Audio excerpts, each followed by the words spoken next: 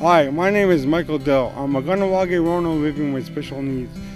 When I was interviewed, I had an idea for a show for people from Ganawage living with disabilities. Today is the start of that show, Walk in My World. Often, people with disabilities lead sheltered lives, and their interactions are limited to caregivers and family members. I hope this show will bring you awareness of these people, their families, their lives, and their dreams for the future.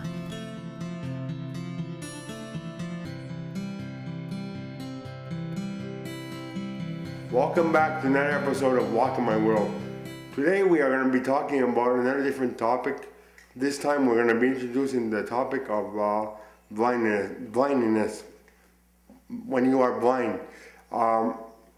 When you are blind, you can have it many different ways.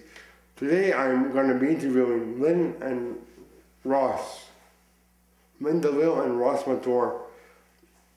Lynn is going through this kind of thing right now, and she's graciously agreed to come on Walk My World to explain how things are for her right now. Thank you, Lynn and Ross, and welcome to Walk in My World. Thank you. No. So, Lynn, what kind of blindness do you have? It's a result of CVO, central vein occlusion. I actually have had that happen to my left eye over 20 years ago, and I'm legally blind on my left eye. My vision is 20/300 there, and as you may know, 20/20 is really good vision, perfect vision. 20/300 means what I see at 20 feet is what you would see somebody with good vision at 300 feet. So that's how bad my vision is on my left eye. And then recently, about 6 years ago now, the same thing happened on my right eye. Not as severe, central vein occlusion, but the secondary effects of it, one was, which I'm going through, which causes the real low vision for me, is macular edema. It's like a blister in the back of, inside and the back of my eye. And the blister gets bigger, so the bigger it gets, more fluid inside makes my vision less. So that is, it ranges from being okay because I get injections for that, to really, really bad, to, you know, my best vision is 20/80. But initially, because of the central vein occlusion, I have lost permanent vision. I do not see some things, for instance, reading.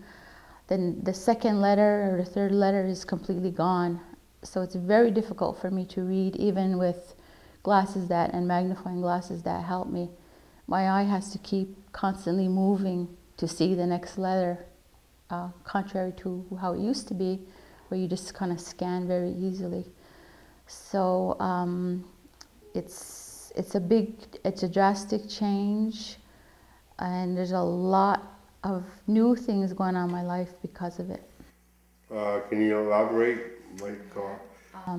Well, when I first realized what happened on my only good eye, I knew right away what it was because it had happened before, and I went to the Royal Vic, and I've been eventually see a retinal specialist, and he was treating me. And with the macular edema, I've had over 3 years, maybe about 20 to 25 injections in my eye.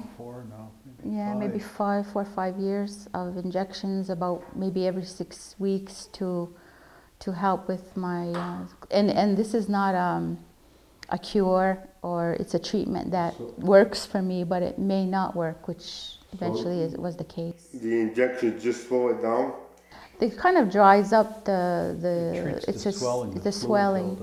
Yeah, it was it's drugs that I had to pay for, so I spent thousands of dollars having this done. they had tried a steroid treatment, but that I got glaucoma and cataracts with that. So I had cataract surgery, and I had laser surgery and medication for glaucoma. So they switched me to something else. And now I'm awaiting a new drug that was just approved. There's a launching at the end of June, this month. And it's an implant in my eye of a slow-release steroid medication that may help, and it would last from 5 to 6 months. And that would give me vision, the best vision I would have, which is maybe 20/80.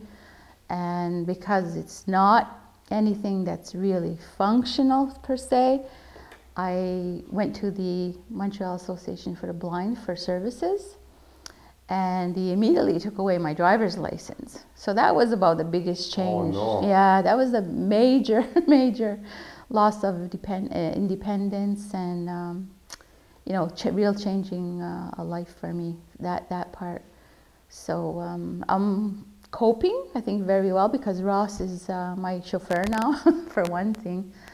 And I had to not work, you know, the usual way. I work on the computer at home and do my banking there, online. And I find that very difficult. And then just the regular, everyday routine things at home, cleaning, even washing the dishes, you know, sweeping the floor, dusting. I can't see any of those things, you know, to do it properly. And I'm always getting, will you not please do the dishes anymore? You know, things like that. And I think I met somebody in town going through kind of a similar thing, a severe loss of vision. We were talking, and I said to her, because this is it, you know what the worst thing about it is? And she blurted out immediately, everybody thinks you're a snob. I said, yeah. I can't, Mike, you're this far, I can hardly see your face. So I really can't see people, maybe 6 feet away, and I don't say hello, and I don't acknowledge them, and unless they acknowledge me.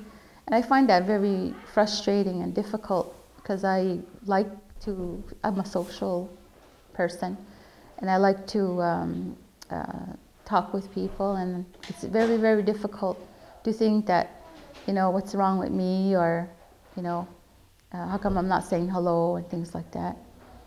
So that's really hard. And one funny thing about it, though, is that when Ross is driving me around in the car, he'll say to me, wave. So I'll wave, like, I said, to who? He goes, I don't know their name, but I know you know them. Like, oh my goodness, it's so hard. A lot of times, you know, people see her and they say hello, and it's, you know, it would be like, how come she's not saying hello? And I'm like, who's that? Who's that? I don't know, but if you could see them, you'd know who it was. So it's really, really, that's strange, and it's. I have one more question that wasn't in the thing that I sent you. You have a disabled adult daughter. Yeah. Has she picked up on this in any way? I don't think so. You know, because what I count on now is more, and I in so many other ways, I kind of focused on my sixth sense, I call it. Yeah. You know, and Sarah has this communication thing with me, I guess her mother especially, that goes without saying, you know, or seeing, that we kind of in sync with each other. She has a lot of assistance, though, with other people coming in, and we have a routine. Sarah is, you know, into routine. So everything that we do together, that she has in her room, and her daily routine is, you know, something that we have down pat. So it's not, you know, cooking is a little bit hard, you know, but I manage, and Ross too, you know, helps out with all of that. Of course, driving her around, I can't do that anymore. But overall, taking only like the connection between you and her hasn't changed because of your physical limitation? I know, you know what, I think maybe in a way it's gotten better because I'm home a lot now. Mm-hmm. I can't go out in the car. I don't go to work per se, you know, every day like I used to. So I'm home a lot. Okay. I think it actually is a lot better for everybody in my house. Kids, I mind the grandchildren. And I have taken on some foster kids. Since I'm home, I might as well do something like that. But one more thing that I find difficult is I have two very young grandchildren, and I feel very insecure about watching them, minding them by myself, because I can't see, exactly what they're up to, and I can't see that they have chocolate cookie marks on their face when their mother comes, and I say no, they didn't have any cookies, and they did. So I forget to wipe because I don't see it. Okay. So it's. Is there days that you feel, oh my God, Yeah. why me? And you, like, I don't want to say that you're depressed, but you feel down. Yeah, well, in the beginning, I was changing so much, and there was a big realization of everyday things that I had to get used to. First of all, oh my goodness, I can't do this. And he used to hear it all the time. Oh, I can't see. And he, you're talking to somebody, you say, come and see this. Or did you see that? Or look at this. And like, oh, I can't see. I can't see. I can't see. I was always saying that to remind people, because I don't look like I can't see. So I find it really, really hard to adjust to Like things, a new life, Things too, like she would do a lot of things with writing. Like whatever the things she likes to think about, talk about, write about. And now that's a challenge now. So sometimes I help, but what's hard? Is she thinks fast, I type slow. I'm the same way. It's frustrating. Yeah. So and then she'll write something. Then you know what? I don't think about just the thought she's saying. I'm editing it, and it gets a little. You have to really kind of work it out. Yeah, I guess there's such technology to help me out with that, Yeah. which I haven't But gotten to. it's all about adjustment. But some things are funny, I guess you could say, because I'll make a grocery list. I'll write it out, big enough or maybe careful enough so he could read it, and then I find out, give it to him, and I didn't write anything because the pen wasn't even writing, so we have to laugh sometimes. I know from myself, okay, I just spent the good part of the spring working with the MEB Mackay to get this thing called Zoom text that helps you read those things, like newspaper articles and the such. Do you think you'll ever get the courage to go back to the MEB Mackay and get that special software put on your computer? Maybe. Because it can help you a great deal. Yeah. Even with your writing. Yeah. And your speech text. Yeah. Yeah. If you want to read something online, very easy. Yeah. It's very yeah. Very expensive, but very easy. Yeah. I don't know if I don't read anymore, books at all. Magazines and in waiting, like I'm waiting at hospitals all the time for all kinds of reasons. I can't see any magazines. I know the iBook, it's called, iPad, you can do something like that. But at this point in my life, I think I'm enjoying more, not maybe exactly seeing the birds, but hearing them. And enjoying just being home and relaxing as much as I can. I'm trying not to get too much into the computer and, more appreciating the family and the people in my lives. Phone, and cell phones are really hard. I never dial the right number, and I guess I'm not really, too much into tech stuff. You've had to really adapt your life. Yes, and I still am. I'm still realizing things that I can't do, or this is how and I have some 5 steps in my house up and down to my bedroom, and I have to count every time I walk down them, 1, 2, 3, 4, 5, because I've missed one and fell down, and I have to count 1, 2, 3, 4, 5 up every time in my head. And going anywhere, stairs, you got to really. I don't want to hold on the banister, a little bit of Howie Mandel going on there, but he helps me a lot to be very, very careful, because my depth perception changes a lot. When things are stairs, you think it's just flat. That stuff goes on too. So it's and they gave me some stuff. I have glasses for TV, I have glasses for the computer, I have glasses for reading, I have a monocular for seeing far. These are a pair of glasses that he gave me for TV. Put them on, see? And you adjust it. Just like there's adjustments there. You can see. The kids are always laughing at me when they walk in the house. I'm watching TV with that. But I wouldn't be able to see it without this. So this is good to a certain point. But when my vision gets really bad, it doesn't really help. I'm standing 2 feet in front of a 50-inch screen, and it's hard to see. Is there one thing that you were able to do before that you miss doing now? I kind of got used to things. I guess the main thing was driving. Driving? I know, but she used to do like a lot of like dream catchers and oh things yeah, like that. yeah, Anything yeah. like that, yeah. Just you can't do it. Reading the Gazette, I just canceled it. I used to go through the Gazette, you know, the newspapers. It's too difficult for me to. Oh, it's tedious, time-consuming, and frustrating. Mm-hmm. But if I could, the one thing, Mike, is that I notice is Lynn is very task-oriented. She thinks about everything that she does, and she likes to do everything that she thinks about. But that's changed now. You don't have to think about what you can do. So a lot of times, you know, I just see her sitting, and she'll be going like that, and you could just tell, you know, what's on your mind. And she's thinking about, well, there's so many things I should be doing. She's still thinking about at the store, Ogwari, what needs to be done around the house, all those kinds of things. That it's more frustration that she can't do everything that she wants to do when she wants to do, of her own ability, Yeah. you know. Yeah.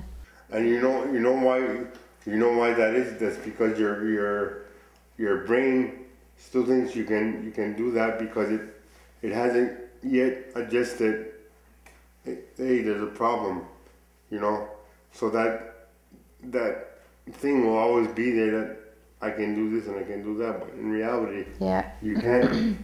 You know, it's very dependent on, you know, Ross, and then he's so good about everything, and I just said, oh, I'm not going to ask him again to do this, you know, or that. I noticed one thing when we were talking earlier off camera, say about you personally were saying you try to do more with less. yeah. In a way of like things, assistance, so on. I'm sure it's everybody who ends up receiving a physical challenge has to come to terms with that. Some people like her, Mm-hmm. you know, her thing was well, this must be telling me something. What am I supposed to be learning from this? What am I supposed to be doing? Yeah. And it's really, you know, kind of saying, it's about acceptance. This is now a part of my Mm-hmm. life for a reason. And it's led her to look at other ways she can use her heart, her mind, her abilities. And that's one of the reasons we're doing like foster care. Yeah. I'm home all the time, Being there basically. for your kids, you need to be there.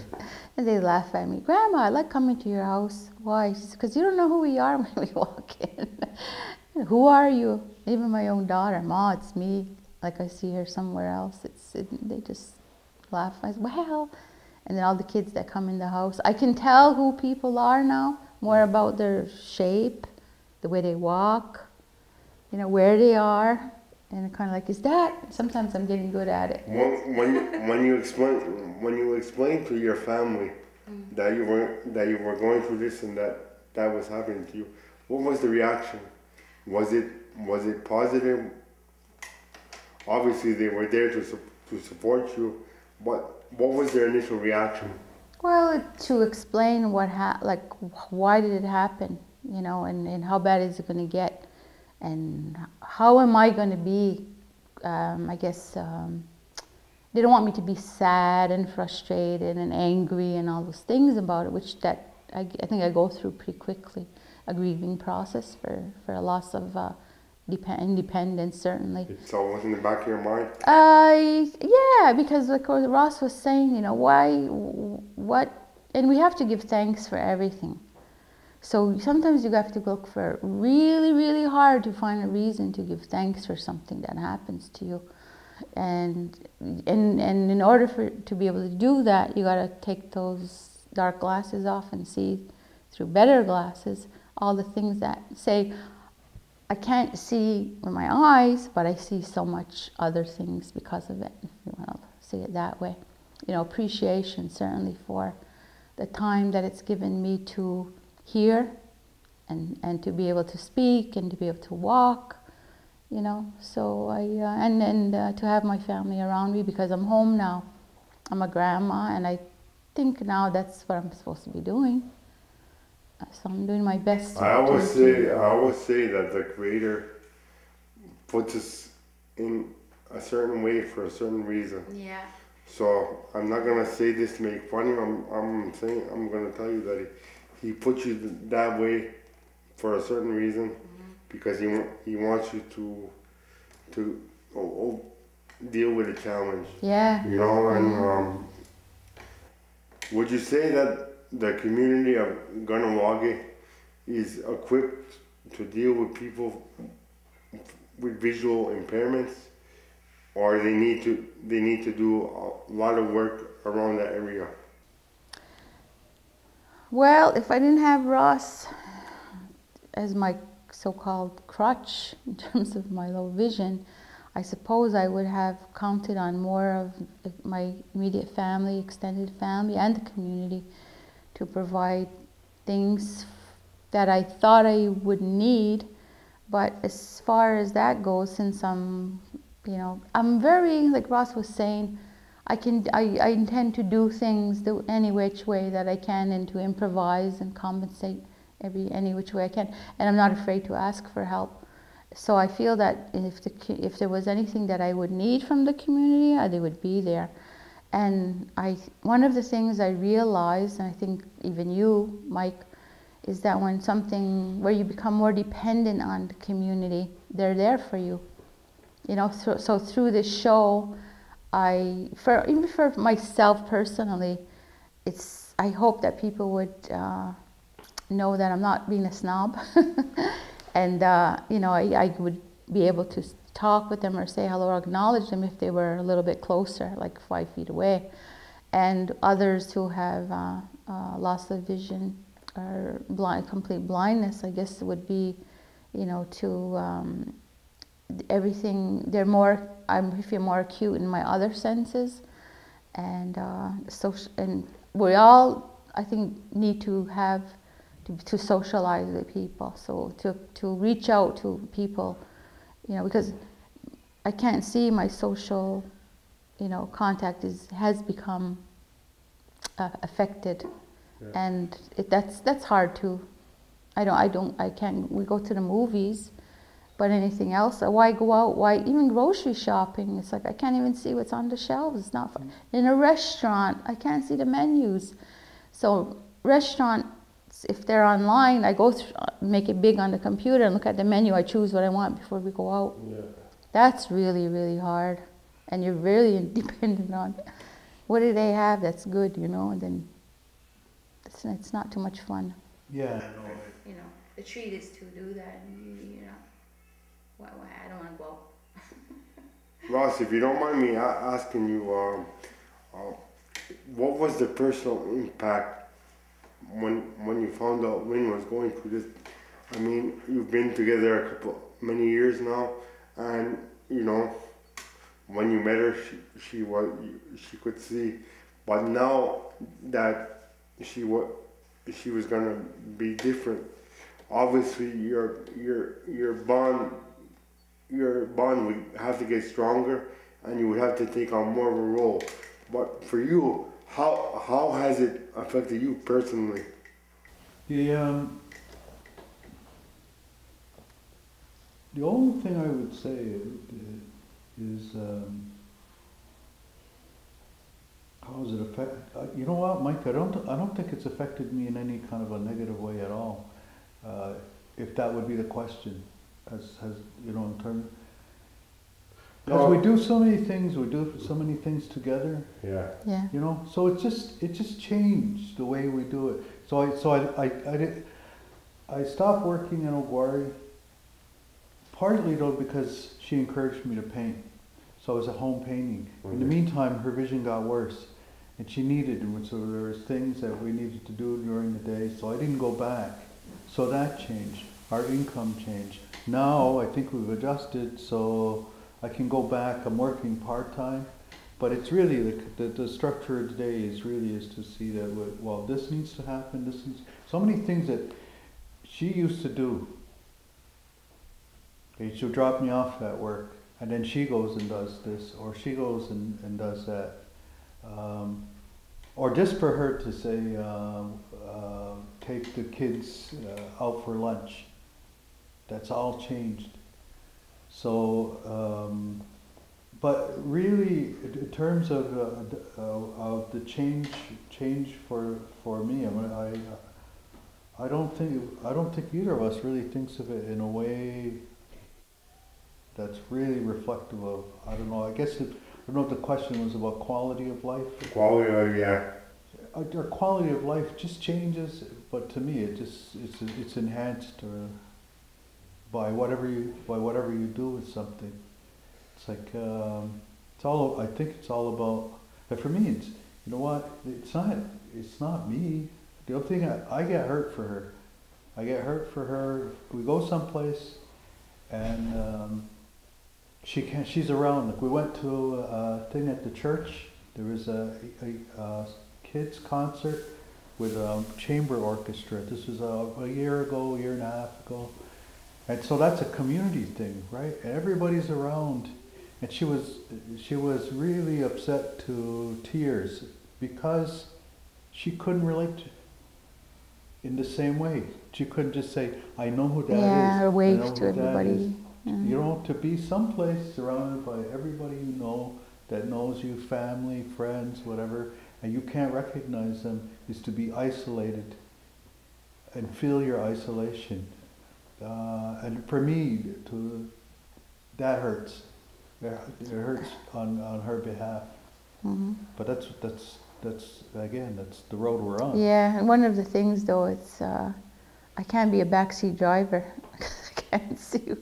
You know, I used to be a driver, and you're the worst passenger because you're a driver. And where I was like, no, the sign said and whatever. But now it's like I can't see. Oh, it's so hard, and it's like, oh, I'm losing every argument now about where we're going. Okay, if I could just get back to one question that you could elaborate on, like we were talking a little bit about your family when you told them. What was the reaction? Because I feel it's important for the community when they're going to be watching this to know what your family's reaction was. So, if you don't mind, can you explain about that? Well, you know, everybody goes through their own, how do you say, grieving process, I guess, for each one of them. It's acceptance and anger and, you know, all denial. Everybody goes through it, and they were all going through it differently. I think we're all at the point where, well, younger ones, teenagers, I get the feeling that they just say, oh, it shouldn't have happened, or what did happen? You know, still in kind of like not acceptance yet. But my older children and grandchildren are, you know, how you doing today? Oh yeah, you're going to the doctor. Let me know I can help you. And one thing about everything that happened in my life that I needed my family, I did just a phone call away and they'll come running, even if they're at work. So, you know, so they trust that I'm not calling for any, you know, crazy reason, but I really need something, and they're there. So I didn't find it was really hard at all. Support and care. Yeah. Like her dad, Andrew DeLilly, that's his daughter, so he's concerned. Sometimes he'll call, ask me how she's doing, you know, how's her eyes or whatever. But say with her kids, she knows that if she needs help, if I had to go away for a while, she knows that they would be there to help. If we wanted to go away, to get away for a weekend, we know that they would help. This new medication she mentioned earlier, we're not sure if that's going to be covered by health and welfare. And that's $1,200 for that thing. One shot. So her son said, Ma, he says, if let me know, I'll pay for it. So the support that she has is really good from her family. In general, for people, I just think it's important that even if it isn't, people don't have it in their means to do something, to make an offer like that, is be supportive, you know, like be there. I think people know that. They know that. You know, and one of the things I wanted to say today was that, you know, people need to, well, see, you know, sometimes I think you're asked the question, or I'm asked the question too about Sarah one time, was, what's the difference between then and now? You know, sometimes, well, I don't know, because I never, like you, I never walked before. I can't tell you the difference. And Sarah was never, you know, could never speak, so you can't tell the difference. But I saw before. I could see very clearly and very well before. Now I can't. So I can tell you the difference, you know. And I can say that, you know, I'm not so, I guess, drastic about take care of your eyes, but appreciate, you know, this is what could happen to anybody, obviously. And this was just a freak thing. There was no cause for it's 1 in 20 million in one eye and 1 in 200 million in both eyes. You never saw this before. The specialist says to me, you're the only one that this ever happened to. So I was like, okay. And, you know, so I guess appreciation for your vision and everything else that you can do that makes you independent. But also, I can say on the other side of things that appreciation for family, partners, and community, you know, is like, wow, that's a big, I can see that now, you know. So, you know, there's other types of vision impairments. There's immacular degeneration, diabetic retinopathy, and so on. So, you know, I think people are used to hearing those ones in Ganawage. I don't think they're used to hearing the one that you have. So, you know, hopefully by watching this show, they'll get to learn about your visual impairment, and maybe when they see you in the community, they can come up and, instead of just waving, they can come up and lend you a hand, you know, and let you know that they're there. And because I know with mine, when I'm in the community, people will say, for example, if I'm at the hospital, I'm getting a Pepsi, would you like me to help you? And I'm like, no. I'll get my Pepsi, I'll get my money out of the machine, and I'll wheel away. And people are pretty amazed that I can do that. I can't do that. I know. I can't see how much it is. The quarters and nickels are the same. It's machines like that, telephones, public telephones, I can't use those. But I can feel your frustration. I can relate to what you're going through with your loss of vision. But what I'm trying to tell you is that we're almost like in the same boat, not for the same reason. Right. But I relate to some of that, because sometimes the community will say, well, their first reaction is, I want to help you. And I'm like, okay, but I want to see if I can do it first. Yeah. Then if I fall down, not literally, I may ask you for help. Yeah. You know, Ganawag is really good in that way. Yes. To lend a hand and all that kind of thing. Yeah.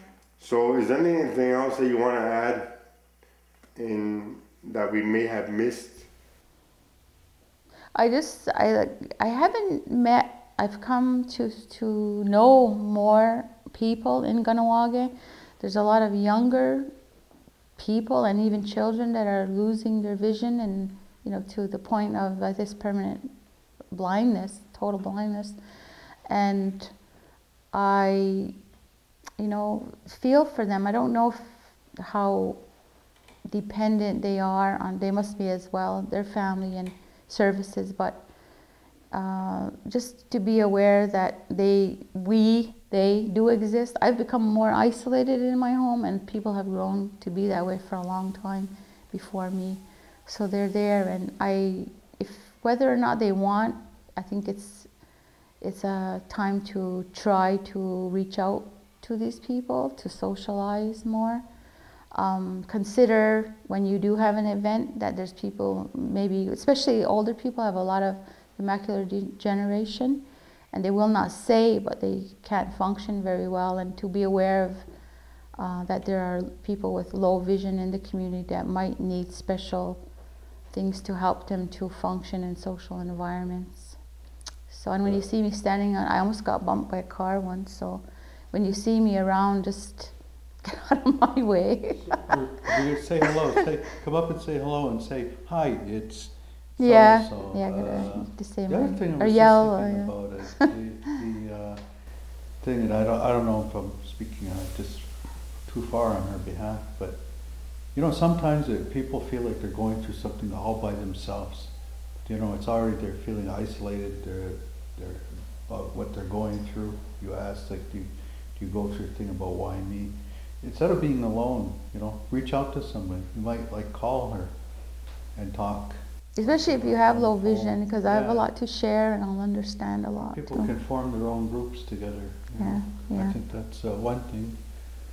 You're in the book, so get somebody else to help you find the number. But it's you know, just to talk, because Lynn is very open to that.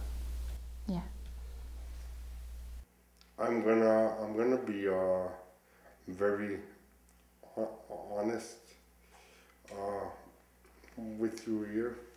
When I was setting up this interview, I was kind of nervous to give you a call to set up this interview. Not because of I know what your reaction would be to do this interview. I just didn't know how to approach it, you know, being that you were just recently diagnosed. I was thinking, well, gee, maybe she's not ready at this point, you know, because there is some people when you call them up and you're asking them to do an interview on a specific topic for a show, and they'll say sometimes, it hasn't happened to me very much, but they'll say it's not for me. So I was kind of weary to call you up, but I'm glad I did, because I knew that you would be open, but it was just me. I didn't know how to approach it, but I'm glad I took that risk. And because I took that risk, the whole community will hopefully benefit.